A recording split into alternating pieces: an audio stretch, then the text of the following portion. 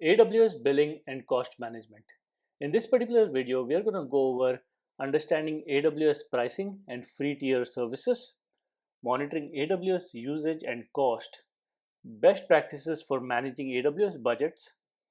Hands-on will be setting up budget alerts to track AWS costs, and your final project, project 5, for the beginner section will be create a dashboard using AWS Cost Explorer to monitor your cloud spending. The reason we have put this section in the last part of our beginner exercise is we'll be doing a lot of things, or we have done a lot of things where we probably are initializing something or other or some resources which might cost some money. So it's good to learn this earlier in this stage so you do not end up spending a lot of money while you're learning this course. So first, let's go over understanding AWS pricing and free tier services. AWS offers a flexible pricing model that allows you to pay for what you use with options to optimize costs depending on your needs. Here's a breakdown of the key pricing models and how to take advantage of the free tier services. In the AWS pricing models, we have first one, which is pay as you go. This is the most common pricing model where you pay for the compute, storage, or other services based on actual usage. There is no upfront cost or long-term contract. You are billed based on hourly or per second rates for certain services like EC2. Reserved instances.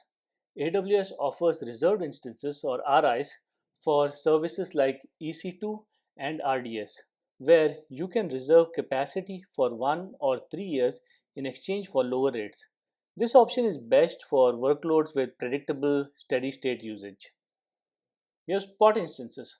Spot instances allow you to bid on unused EC2 capacity at a significantly lower cost than on demand instances. However, these instances can be terminated if AWS needs the capacity back, making them ideal for fault tolerant applications. Savings plan. Savings plan provide a flexible pricing model that offers savings over on demand rates in exchange for a commitment to a consistent usage amount measured in dollars per hour for a 1 to 3 year term. We have the AWS free tier. AWS offers a free tier to help new customers get started without incurring charges. It includes EC2 750 hours per month of T2 micro or T3 micro instances depending on the region. Then we have S3 where you can use 5 GB of standard storage. You have RDS of 750 hours per month of db.t2.micro in the free tier, and your Lambda 1 million free requests per month. The free tier service are available for 12 months, after which standard rates apply. Now we've been using this free tier throughout this course, and that's what we'll be using, and that's why you probably will not see any charges on your credit card if you have created an account along with me, because we have not done much, and every time I create something, after the video is recorded, I clean it out, I delete all those instances and make sure that nothing is running in the background. Now, let's look at monitoring AWS usage and cost. AWS provides several tools to monitor and analyze your usage and costs in real time. These tools allow you to manage your cloud spending effectively and avoid unexpected charges. So, there's AWS Billing Dashboard. The AWS Billing Dashboard provides a summary of your current charges, estimated monthly cost, and usage patterns. You can also view detailed billing information for specific services and compare cost over time. We have then AWS Cost Explorer. Now, AWS Cost Explorer is a powerful tool for visualizing your AWS cost and usage. It allows you to analyze spending patterns and trends over time, filter and group data by various dimensions such as services, regions, linked accounts, and tags, and create custom reports to drill down into specific cost drivers. Example, EC2 usage by instance type. Next, we have AWS Budgets. AWS Budgets allow you to create custom budgets for your AWS spending. You can set up costs and usage thresholds and receive notifications when your spending approaches or exceeds the predefined limits. Next, we have AWS Trusted Advisor. The Trusted Advisor helps you optimize your AWS infrastructure by providing recommendations on cost savings, security, performance, and fault tolerance. It offers cost saving tips such as right sizing EC2 instances or eliminating underused resources. And finally, we have the AWS CloudWatch. CloudWatch provides monitoring and operational data in the form of metrics, logs, and alarms. You can monitor cost related metrics such as EC2 instance hours or S3 storage size to keep track of high usage resources. Best practices for managing AWS budgets. Effectively managing AWS costs requires planning, monitoring, and optimization. Here are some of the best practices to help you stay within your budget. First, set budgets and alerts. Use AWS budgets to create a monthly or quarterly budget for your cloud expenses. Set alerts to notify you when you are approaching the budget limit. Enable consolidated billing. If you have multiple AWS accounts, use consolidated billing to centralize your billing information. This allows you to share reserved instances across accounts and take advantage of volume discounts. Tag resources for cost allocation. Implement a tagging strategy to label AWS resources by project, team, or cost center. This helps track spending on a granular level and makes it easier to allocate costs across departments or projects. Monitor idle resources. Regularly review your AWS resources for underutilized or idle instances, volumes, or databases. Terminate, stop, or downsize instances that are no longer in use. Use AWS Trusted Advisor to identify idle resources and optimize costs. Use reserved instances or savings plan. For workloads with predictable usage, consider using reserved instances or savings plan to reduce costs. Leverage spot instances. For flexible workloads, use spot instances to lower the cost of compute resources significantly. Optimize storage cost. Choose the appropriate S3 storage class, example S3 Standard, S3 Glacier, based on data access patterns to minimize cost.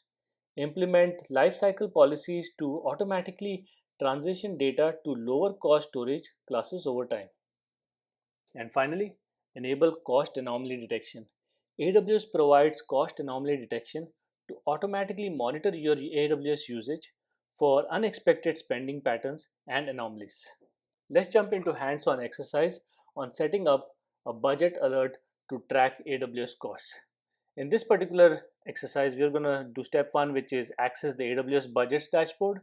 We're going to create a new budget. We're going to set alerts. We're going to review and create an AWS budget. Step 1. Access the AWS Budgets dashboard. Now, when your AWS Manage console, so I'm going to open that, you'll probably go to Billing and Cost Management. And inside that, on the left side, look for Budgets, click on Budgets. And here, we'll create a new budget. Here, I'm going to use a template. I'll say simplified template. Zero spend budget, which is create a budget that notifies you once you spend exceeds 0.01, which is above the AWS free tier limits. You can also set a monthly budget or daily savings budget, and you can specify that, but I'll call it my zero spend budget. Email recipients. Here you can provide emails, so I'm going to say email me,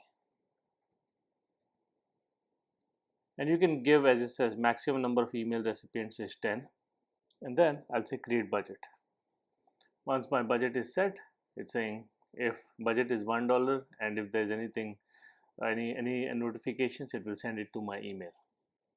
So we have completed access the AWS Budgets dashboard. We've created a new budget. We've set alerts to receive in the email, and we reviewed and created our final budget. Project 5.